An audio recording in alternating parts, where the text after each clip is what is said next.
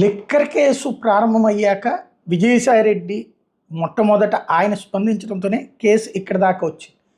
ఎందుకంటే ఆయన్ని కాకినాడ పోర్టుకి సంబంధించి అవకతవకలు జరిగినాయి అన్నటువంటి అంశం మీదన విచారణకు పిలిచారు.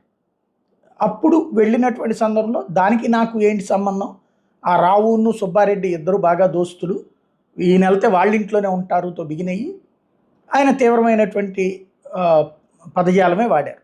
ఆ టైంలో లిక్కర్ గురించి ఇట్లా లిక్కర్ కుంభకోణం జరిగిందంటే నాకేంటి సంబంధం, రాజకేశిరెడ్డిని అడగండి అని ఆయన చెప్పినప్పుడే ఆ వ్యవహారాలు ఏమన్నా ఉంటే రాజకేశిరెడ్డి చూసుకునేవాడని చెప్పడం వల్లనే రాజకేశిరెడ్డి బుక్ అవ్వడం, ఆ వ్యవహారం అంతా నడుస్తోంది.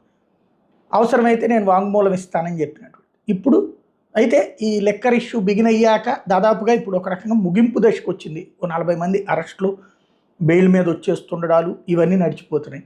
సమస్యల్లా ఇంతవరకు క్యాష్